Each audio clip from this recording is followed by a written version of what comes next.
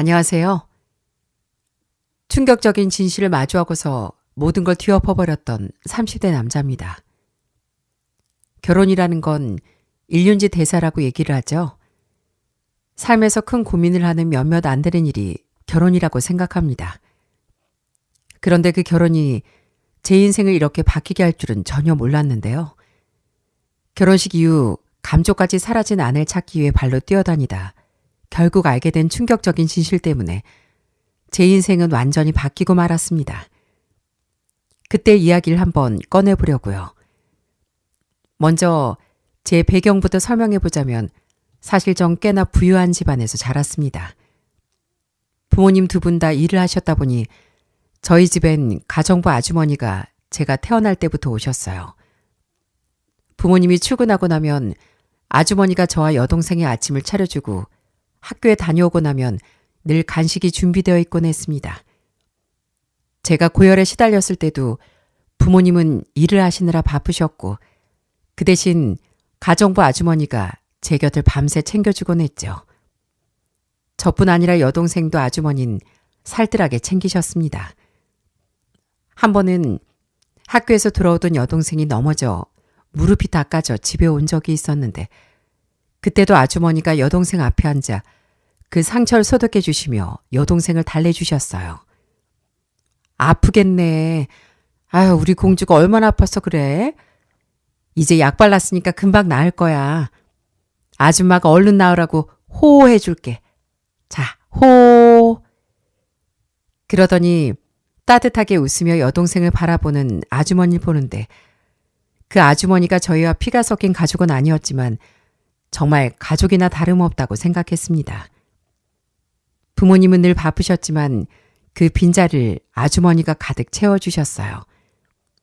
그렇다고 부모님께서 저에게 소홀했던 건 아니었습니다. 주말 하루만큼은 부모님이 어떻게든 시간을 내셔서 다 같이 모여 밥을 먹었어요. 직접 엄마 아버지가 요리도 하고 고기도 굽고 그러며 쌈을 싸주시기도 했습니다. 자, 성수야, 이 고기 한번 먹어봐라. 아빠가 아주 제대로 구웠거든. 어때? 맛있지? 아빠가 고긴 정말 기가 막히게 굽는다고. 나중에 우리 성수 조금만 더 크면 이 아빠가 노하우 알려줄게. 여보, 당신도 좀 먹어. 애들 챙기느라 하나도 못 먹네. 자, 내가 쌈 쌌으니까 이거 먹어. 그때 당시 방영되던 TV 속 드라마를 보다 보면 부잣집 부모님들은 서로 대면대면하고 사이도 안 좋게 나오는데 저희 부모님은 정말 두 분이 사이도 좋았고 가족을 위해 최선을 다하셨습니다. 그런 부모님의 노력 덕분에 저와 여동생은 삐뚤어지지 않고 잘 클 수 있었고요. 가족은 아니지만 누구보다 가족처럼 저희를 따뜻하게 대해준 아주머니, 그리고 자신의 자리에서 할 수 있는 만큼 최선을 다하는 부모님까지 주변에 이런 따뜻한 사람들이 있었기에 전 제 유년 시절이 더 행복하고 좋았던 것 같습니다. 그렇지만 이런 행복이 그다지 오래가진 않았던 것 같아요. 대학을 졸업하고서 전 직장 생활을 하게 됐고 집에서 독립해 따로 나아 살게 됐습니다. 저도 부모님처럼 열심히 일을 한다면 사회에서도 인정받고 잘 살 수 있을 거라고 생각했죠. 그렇지만 제 예상은 정말 제대로 빗나가고 말았네요. 처음엔 정말 열심히 일을 하니까 주변에서 인정도 해주고 승진도 쭉쭉 할 수 있었어요. 그런데 30대 중반이 되어 이직을 하게 된 회사에서 문제가 생기고 말았습니다. 다른 사람들간 별 트러블이 없었는데 문제가 됐던 건 바로 부장이었어요. 유독 저에게만 트집을 잡기 시작한 겁니다. 한 번은 제가 올린 보고서를 받고선 표지만 보고서 제 눈앞에 그 자를 그대로 던져버린 적도 있었네요. 아, 상수 씨. 아니 일 한두 번에? 이게 도대체 뭐야 이게? 내가 딱 한눈에 내용 알 수 있게 정리만 하고 오라 그랬지. 누가 이딴 식으로 해오라고 했어요? 부장님, 죄송하지만 지난번에 좋다고 하신 보고서 형식으로 작성한 건데 어느 부분이 마음에 안 드시는지 얘기를... 뭐? 아니 하루 이틀 보고서 쓰는 것도 아니고 내가 아직까지 어디가 잘못됐는지 지적까지 해줘야 돼? 당장 가서 다시 써와요. 그렇게 전 보고서를 다시 써갔지만 상산 이유도 없이 그리고 피드백도 없이 계속 그 보고서를 반려해버리더군요. 도대체 왜 저러는지 이유를 알 수가 없었답니다. 직속 상사라 외면하며 지낼 수도 없고 어떻게든 잘 지내려고 해야 하는데 아예 어떤 이유인지도 말을 해주지 않으니 그저 답답할 따름이었죠. 그래도 제가 버티다 보면 점점 좋아지겠거니 생각을 하고 꾹 참고 있었네요. 그런데 얼마 지나지 않아 전 공개적으로 망신을 당하게 된 사건이 벌어졌습니다. 그날은 회식 자리였는데 일부러 부장 옆자리를 피해 멀리 앉았더니 회식을 하던 와중 부장이 절 부르더라고요. 어이, 상수씨, 일로 좀 와봐요. 얼른요. 아, 네, 잠시만요. 술이 얼큰하게 취해 눈이 다 풀려버린 부장은 제가 다가가자 제 어깨에 손을 탁 올리더니 다른 사람들을 향해 비꼬면서 얘기를 하기 시작하더군요. 그때서야 전 이 부장이 왜 저에게 그렇게 구는지 이유를 알 수 있었네요. 자, 여기 상수씨 잘 봐둬요. 우리 상수씨가 사장님만 보이면 아주 그냥 싸바싸바 잘하더라고. 내가 그거 보고 깜짝 놀랐다니까. 자, 상수씨, 어디 한번 그때 한 거 해봐요. 아, 그때 왜 있잖아. 회사 창립 기념일 때 사장님이 상수씨한테 뭐라 그랬잖아. 아, 그게 지난번에 사장님께서 성과 보고회 때 잘했다고 칭찬해 주셔서 그저 감사하다고 한 것뿐입니다. 아유, 그래. 그때 어찌나 사장님이 싸바싸바 잘하든지 그거 다 상수씨가 한 거 아니잖아. 근데 상수씨가 아주 그냥 다 가로챘다니까. 알고 봤더니 부장은 회사 성과 발표를 할 때 사장님께 저만 칭찬을 받았다는 걸 굉장히 안이 곱게 봤던 거죠. 사실 부장은 능력이 출중한 사람도 아니었고 부하 직원들을 잘 만났던 케이스였는데 자기 능력에 대해 자신을 되돌아볼 생각은 안 하고 그렇게 남을 시기하며 힘들게 하는 사람이었더라고요. 결국 그날의 사건으로 전 점점 더 부장에게 시달리기 시작했고요. 회식 자리에서 그렇게 부장이 얘기를 하니 같은 팀원들도 슬슬 피하더라고요. 결국 전 2년 동안 다닌 회사를 그만두게 됐습니다. 일은 아무리 힘들어도 참을 수가 있었지만 사람이 힘든 건 버틸 수가 없더라고요. 사직서를 내던 날에도 부장은 힐끗 제 사직서만 쳐다볼 뿐 붙잡지도 않았고요. 전 그런 부장의 모습을 보며 다신 이런 곳에서 일하지 않겠다고 생각을 했습니다. 그로부터 몇 달 후 전 다른 회사에 다시 다니게 되었어요. 사실 그 전에 워낙 사람한테 시달리다 보니 정말 잔뜩 긴장을 한 채로 출근을 하게 되었죠.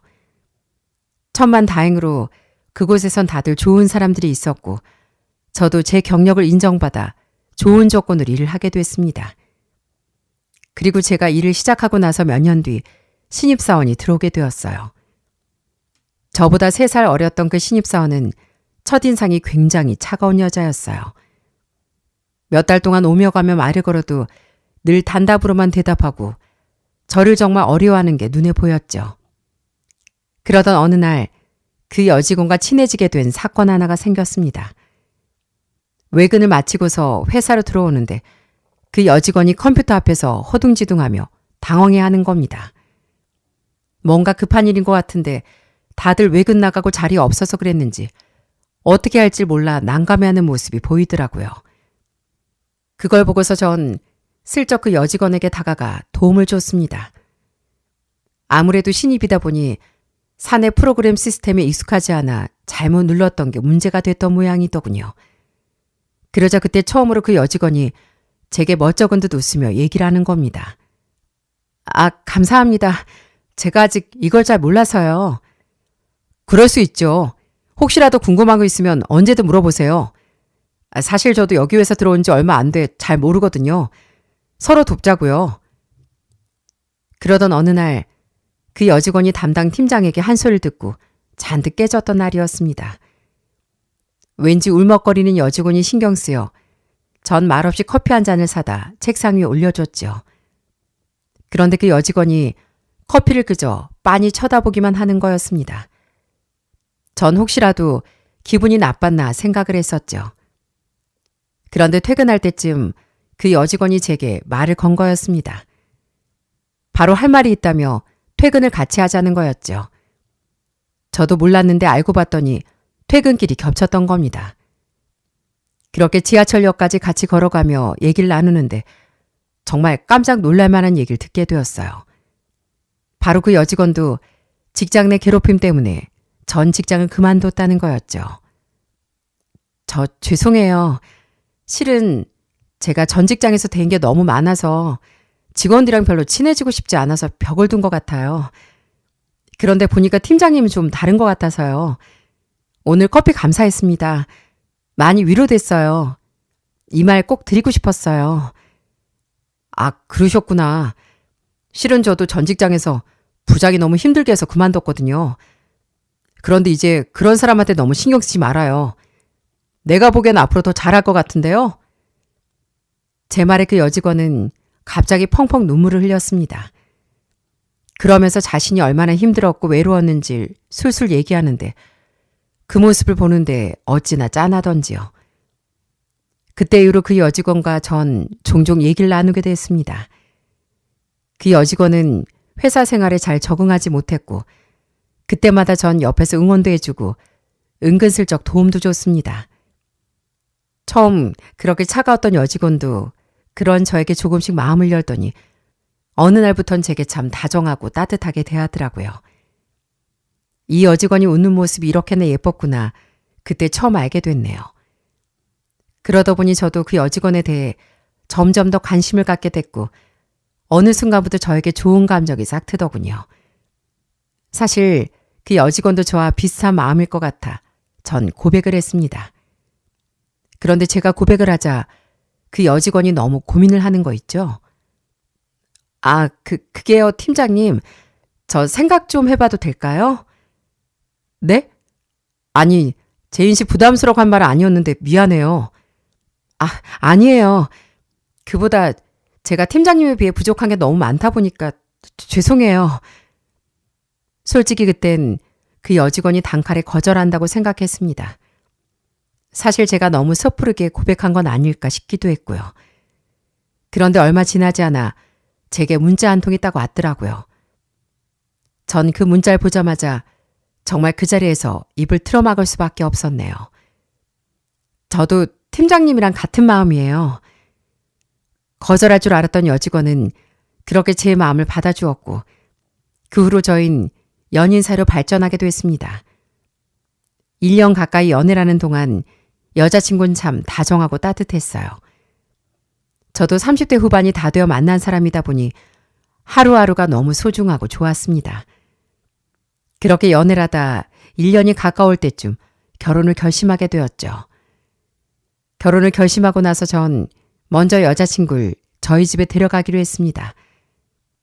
사실 부모님께 여자친구가 생겼다는 얘긴 진작에 했었는데 막상 데려가려고 하니까 저도 여자친구도 긴장을 많이 하게 되더라고요. 그렇게 잔뜩 긴장한 채로 집에 들어서니 어머니가 버선발로 나오셔선 여자친구를 반겨주시더군요. 이미 음식도 잔뜩 차려놓은 상태였고요. 어머, 왔어요? 어서 와요. 밥은 아직이죠? 얼른 들어와요. 얘 상수야. 네가 이렇게 눈이 높은 줄은 꿈에도 몰랐다 얘. 깜짝 놀랐어. 안녕하세요. 처음 뵙겠습니다. 김재인이라고 합니다. 그렇게 온 가족이 환영하는 집에 들어가 같이 밥도 먹고 얘기도 나누게 됐습니다. 여자친구는 좀 어색해하긴 했지만 가족들도 그런 여자친구를 너무 좋아하더라고요. 성공적으로 인사를 마치고서 전 얼마 후 여자친구에게 프로포즈를 했답니다. 저나 여자친구나 결혼할 나이였으니 자연스럽게 결혼식을 올릴 수 있겠다 생각했죠. 그런데 여자친구는 제가 프로포즈했을 때도 바로 받아준 게 아닙니다. 한참을 아무 말도 하지 않더라고요.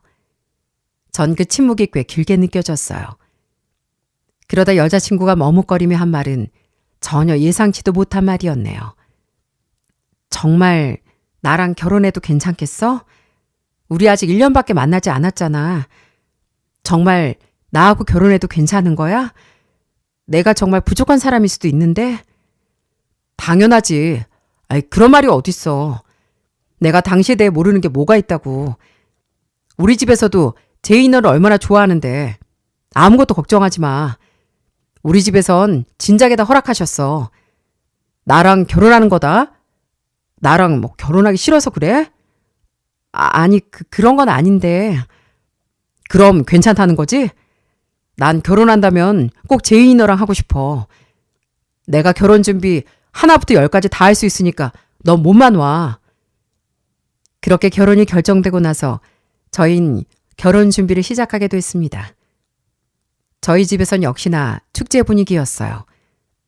아버지께선 신혼집을 직접 알아봐 주셨고 어머니께서 혼수 걱정하지 말라며 모든 결혼 준비에 적극적으로 도움을 주시겠다고 설레며 얘기를 하셨답니다. 사실 처가댁은 형편이 그다지 좋지 않은 상황이라 결혼 준비에 도움을 주지 못했지만 솔직히 저희 집에서나 저나 그런 것쯤은 아무것도 신경이 쓰이지 않았어요. 오히려 저희 집에서 이렇게 제 결혼을 반가워하니 저도 정말 기분이 좋더라고요. 전 그렇게 수월하게 결혼까지 무사히 꼴이 날 거라고 생각했습니다. 그런데 처음 처가댁에 인사를 가던 날 그 분위기를 정말 지금도 잊지 못합니다. 사실 사이가 인사를 온다고 하면 웬만하면 다들 반기고 그럴 텐데 그날은 장인 장모님 표정이 너무나도 좋지 않은 거예요.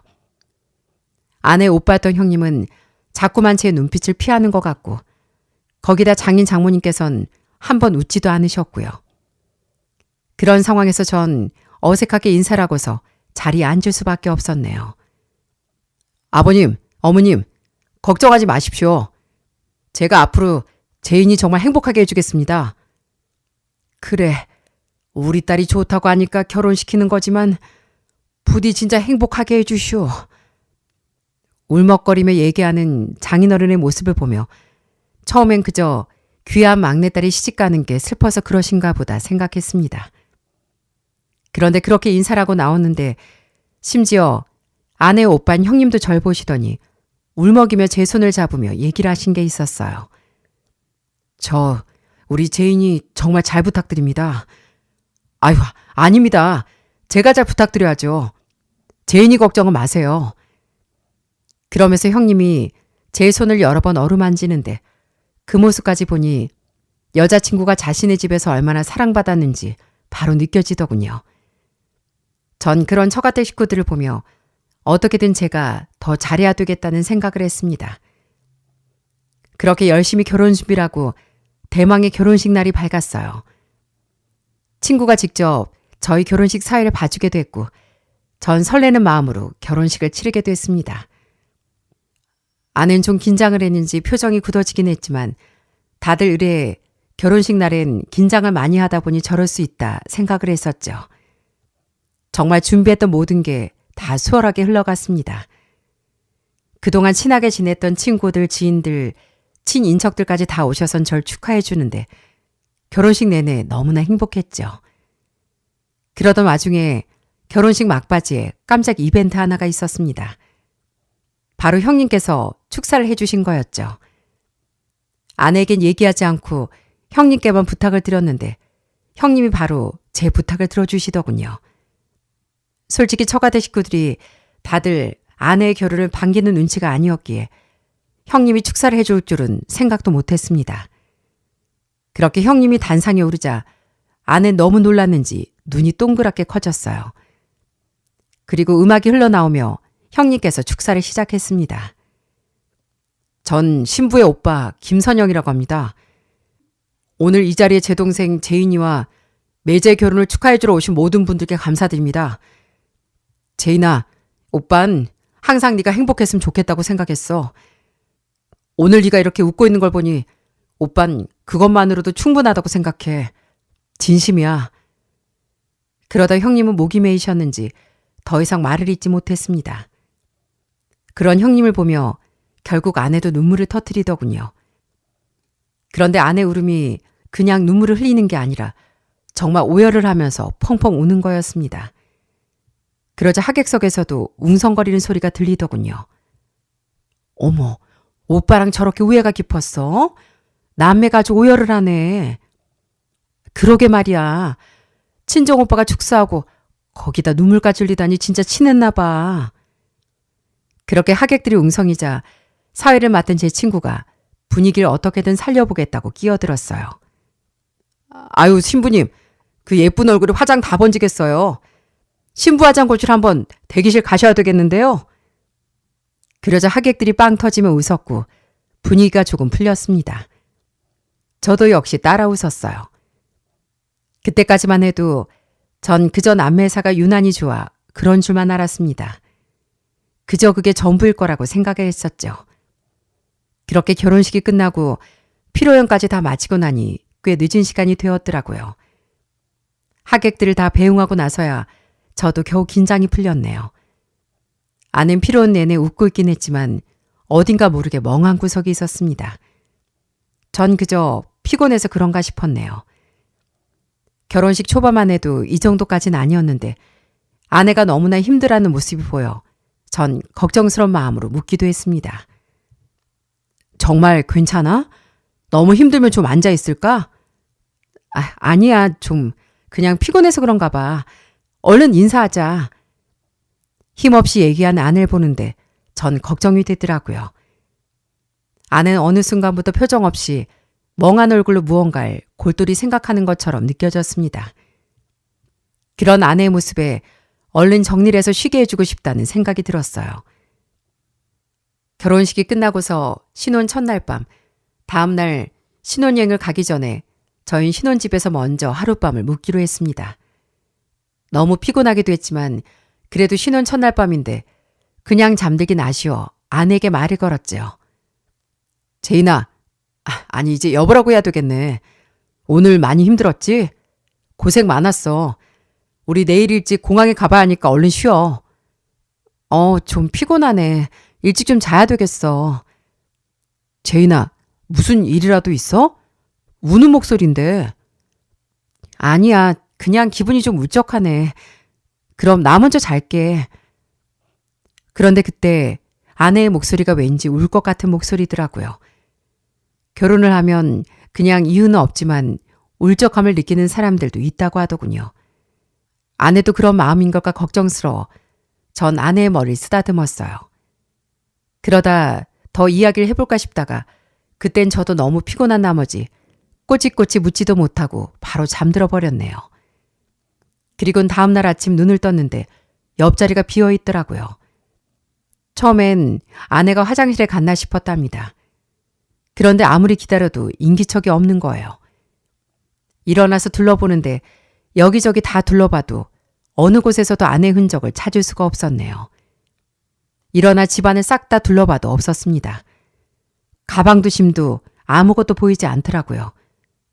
순간 제 머릿속이 새하얘졌습니다. 그때 식탁 위에 쪽지 한 장이 놓여있는 게 보이더군요. 이게 뭐지 생각을 하며 쪽지를 집어든 순간 그 안에 써있던 글을 보고 경악을 금치 못했습니다. 오빠, 나 아무리 생각해도 이 결혼 생활 못하겠어. 나 같은 여자 때문에 고생하지 말고 그냥 좋은 사람 만나. 정말 미안해. 그 쪽지를 읽고 또 읽었지만 도무지 믿을 수가 없더라고요. 그때부터 전 미친 듯이 아내에게 전화를 걸었죠. 수십 번 전화를 걸어봤지만 아내는 전혀 받지 않았습니다. 문자도 계속 보냈지만 답장도 없었고요. 전 그 자리에서 한참을 멍하니 서 있었습니다. 그러다 정신을 차리고 나서 제일 먼저 떠오른 곳으로 달려가기 시작했어요. 바로 처갓집이었죠. 아내가 만약 단 한 곳만 갈 수 있다면 당연히 처갓집을 갈 거라고 생각했습니다. 그렇게 처갓집으로 택시를 잡아 타고 가는 내내 계속 전화를 했습니다. 역시나 그동안에도 아내는 전화를 한 번도 받지 않더라고요. 그렇게 처갓집에 도착해 초인종을 눌렀습니다. 그리고 잠시 후 장모님 문을 여시더라고요. 그런데 장모님 표정을 본 순간 뭔가 이상하다는 걸 직감했죠. 장모님 표정에선 당황한 기색이 역력했고 문을 반쯤 막아서서 계속 서 계시는 게 정말 이상했거든요. 어머님, 제인이 여기 있죠? 여기 있는 거 맞죠? 무슨 소리야? 여기 있다니. 우리 딸 여기 없네. 우리 딸을 왜 여기서 찾아? 제인이가 갑자기 사라졌어요. 혹시 연락 못 받으셨어요? 여기 없다니까. 없다니까 그러네. 얼른 돌아가게. 그렇게 장모님은 얼른 다시 문을 닫으려고 했습니다. 그런데 그 순간 안쪽에서 소리가 들리더라고요. 분명히 누군가의 목소리였죠. 얼른 챙겨, 얼른. 부산스러운 소리에 전 뭔가 잘못된 것 같다는 느낌이 바로 들었어요. 결국 저 막아서는 장모님을 옆으로 밀치고선 안으로 들어갔습니다. 그러자 장모는 옆에서 다급하게 절 말리기 시작했습니다. 아니 자네 지금 뭐 하는 건가? 제인이 없다니까 그러네. 없다고. 장모님, 분명 안에서 소리가 나는데 왜 없다고 하세요? 여기로 나오세요. 어서 나오시라고요. 그렇게 장모님을 뿌리치고 집 안으로 들어갔습니다. 그리고 제가 본 광경에 전 그 자리에 그만 주저앉고 말았죠. 처갓집 안엔 아내가 있더군요. 그런데 아내는 혼자가 아니었더라고요. 여보, 지금 여기서 뭐 하는 거야? 형님? 네, 아내 옆에 있었던 사람은 다름 아닌 형님이었어요. 아내와 같이 서둘러 짐을 싸다 제가 들어오자 둘 다 무척 당황해 하더라고요. 아내는 절 보더니 얼굴이 하얗게 질려 있었습니다. 지금 짐 싸고 있는 거야? 어딜 가려고? 대답해봐, 어? 그때 장모님께서 그 자리에 주저앉으셨고 형님 역시 고개를 푹 숙이더니 더 이상 들지 못했습니다. 소파에 가만히 앉아 계시던 장인어른도 창밖만 바라보고 있을 뿐 아무런 말도 없으시더라고요. 이 모든 분위기가 이상하게 느껴졌습니다. 아무도 아무런 설명도 하지 않고 묵묵부답으로 있는 그 상황이 이해가 되지 않았어요. 결국 전 답답한 마음에 화를 내기 시작했습니다. 지금 이게 다들 뭐 하는 짓입니까? 대체 결혼한 지 하루만 이게 뭐예요? 지금 이게 뭐 하는 짓이냐고요? 당신 대체 무슨 꿍꿍이야? 도대체 왜 아무런 말도 없이 사라진 거냐고. 얘기를 해봐. 어서 얘기해보라고. 그렇게 제가 화를 냈지만 결국 아무도 입을 열지 않았어요. 그때 장인어른이 절 향해 천천히 이야기를 시작하셨죠. 박서방, 정말 미안하네. 내가 다 설명하겠네. 내가 다 얘기할 테니 진정하게. 그렇게 장인어른은 깊은 숨을 들이시더니 너무나도 충격적인 이야기를 꺼내시는 겁니다. 전혀 예상치도 못한 말이었죠. 사실 제인인 우리 친딸이 아니네. 네? 아니 그게 무슨...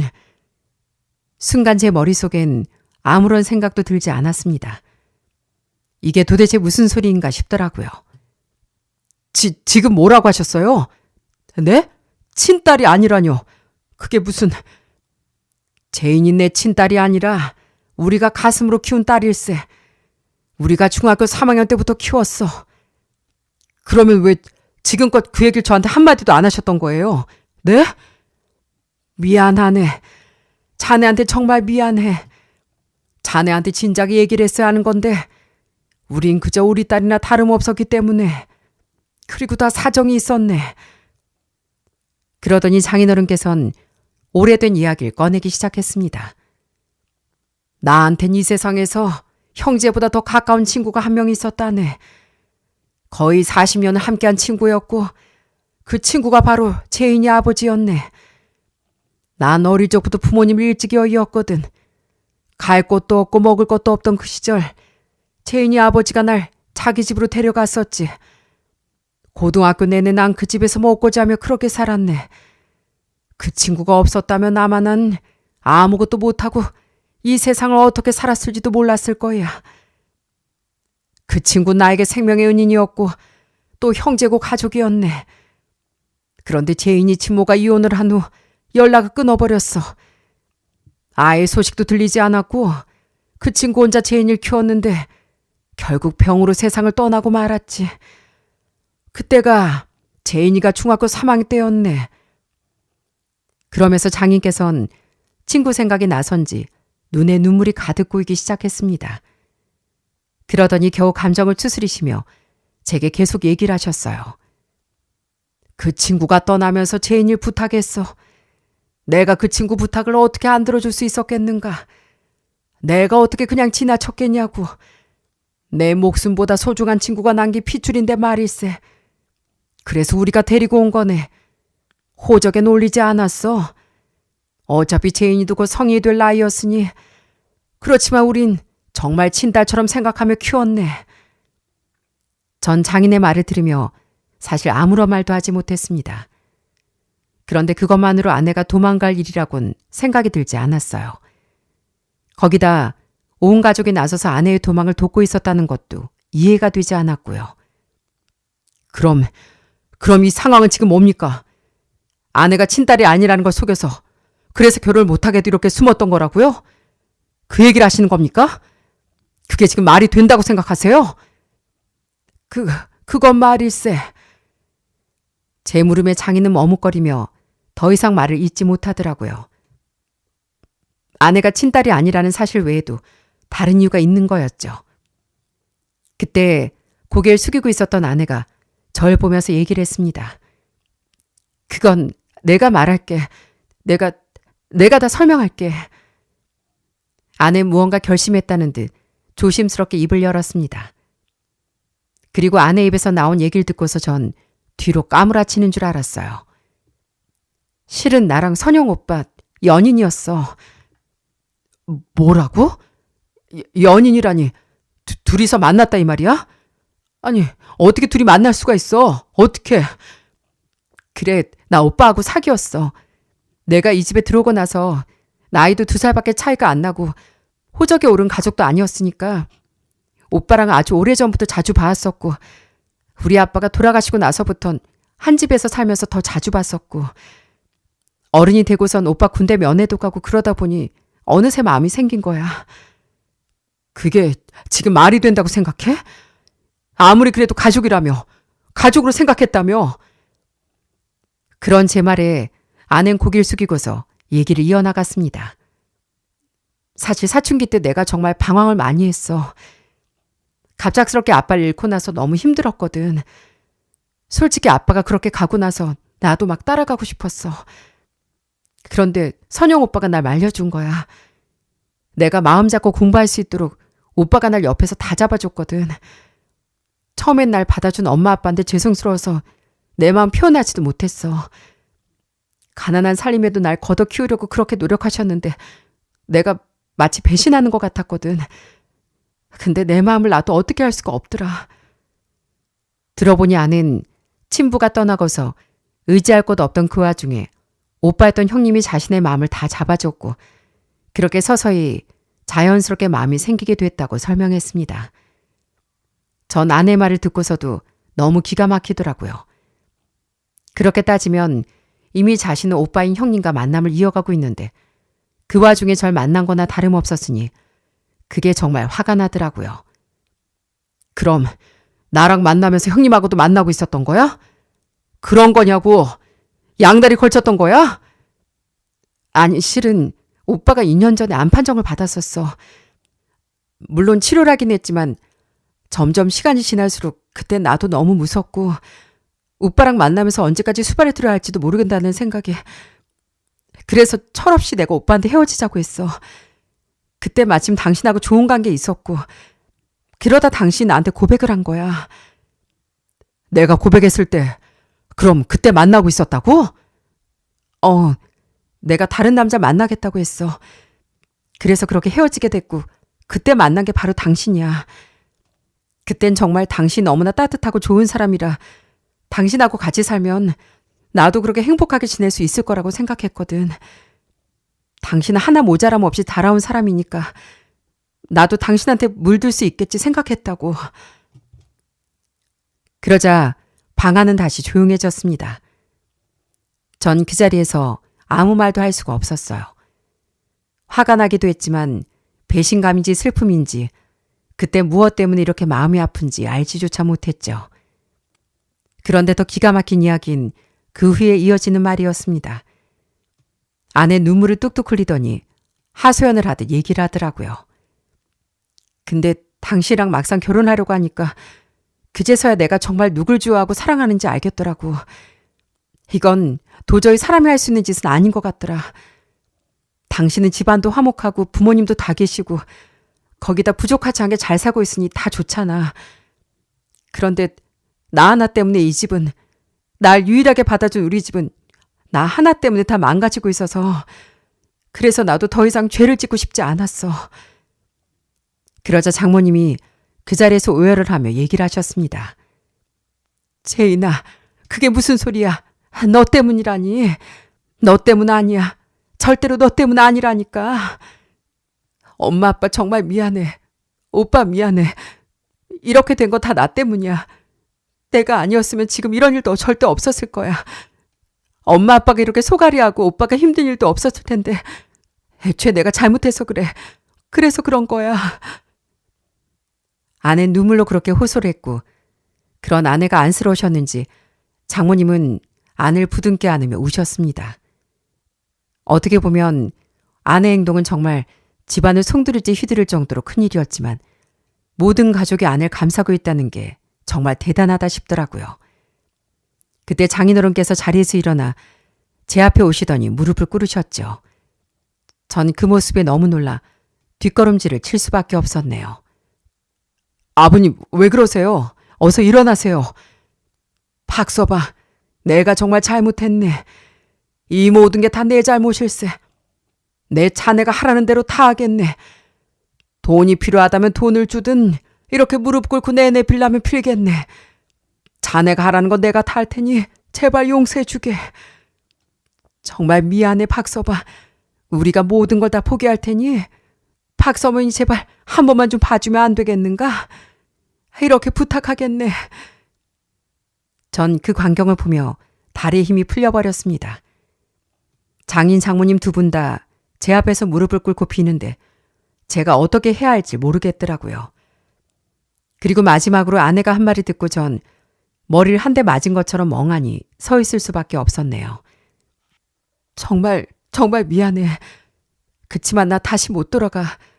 난 선영 오빠 선택할 거야. 대신 평생 당신한텐 죄책감 가지고 살게. 근데 제발 나 선영 오빠 없으면 안 돼. 그러니까 제발 우리 그만하자. 전 너무나 혼란스러웠습니다. 아내 이어 처가집 식구들까지 모두가 제게 이렇게 빌고 있다는 게 이해가 되지 않더라고요. 그렇게 집으로 돌아오고서 전 멍하니 거실 소파에 앉아 한참을 있을 수밖에 없었답니다. 그날 밤은 잠도 오지 않더군요. 그저 천장만 바라보며 오늘 있었던 일을 계속 곱씹어 봤습니다. 절절하게 그 사람들이 저에게 빌었던 또 다른 이유가 있는 건 아닐까 싶었어요. 차츰 시간이 지나며 제 마음도 점점 정리가 됐습니다. 싫다는 사람 억지로 부여잡는 것도 못할 짓이었고 억지로 잡아봤자 빈 껍데기만 있을 뿐 정작 속 알맹인 제 곁에 없을 것 같더라고요. 그러던 어느 날 며칠 후 제게 전화 한 통이 왔습니다. 제게 전화를 건 사람은 다름 아닌 형님이었어요. 저더러 만나서 할 얘기가 있다며 시간을 내주라는 연락이었죠. 그렇게 나간 자리에서 사실 전 형님을 보고 깜짝 놀랐습니다. 불과 며칠 동안임에도 불구하고 형님은 그때보다 더 야위어 있었거든요. 동생이 그렇게 사고를 쳤으니 마음고생이라도 했나 싶었는데 경악스러운 진실은 따로 있었어요. 절 왜 부르셨습니까? 정말 미안해요. 그치만 제가 어떻게 사과를 해야 할지. 이건 제 전 재산이나 마찬가지입니다. 5천만 원이에요. 지금까지 직장생활하면서 모은 돈, 그리고 암 진단금으로 받은 돈입니다. 이걸로 위로가 되실지 모르겠지만 부디 받아주세요. 네? 뭐라고요? 암 진단금이라뇨? 그게 무슨 말입니까? 치료받고 좋아지셨다고 한 거 아니었어요? 네, 맞습니다. 한동안 좋아졌었죠. 2년 정도 치료받으며 정말 많이 호전됐었어요. 그런데 저 재발했습니다. 암이요. 전 형님의 말에 순간 할 말을 잃고 말았네요. 분명 건강했었는데 어느 순간 재발을 한 건지 무슨 말을 어떻게 꺼내야 할지도 모르겠더라고요. 그런 제 표정을 이해한다는 듯 형님은 고개를 끄덕이더니 그간에 있었던 숨겨진 이야기를 모두 다 털어놓더라고요. 실은 아내는 자신이 모든 일을 만들었다는 죄책감으로 모든 걸 정리하고자 그렇게 도망을 간 거였어요. 얼마 전에 검진을 받다가 재발이 됐다는 사실을 알았어요. 사실 제인이가 결혼한다고 했을 때 저에게 미안한 마음을 가지고 있었거든요. 그런 제인이 마음을 조금이라도 덜어주기 위해 결혼식 날 밝혔는데 제인이가 이렇게 선택을 할 줄은 꿈에도 몰랐습니다. 정말 미안해요. 뭐라고요? 제인이 결혼하던 날 제가 문자를 보냈습니다. 나 같은 놈 신경 쓰지 말고 건강한 사람이랑 앞으로 행복하라고, 죄책감 같은 거 다 털어놓으라고 하면서 보낸 거였는데 정말 미안합니다. 그렇지만 이 모든 게 제인이 때문은 아닙니다. 전 정말 제인이가 행복하길 바랬어요. 그래서 낳아준 거였고요. 이렇게 된 건 정말 미안하게 생각합니다. 그러면서 형님은 저에게 계속 그 돈 봉투를 쥐어줬습니다.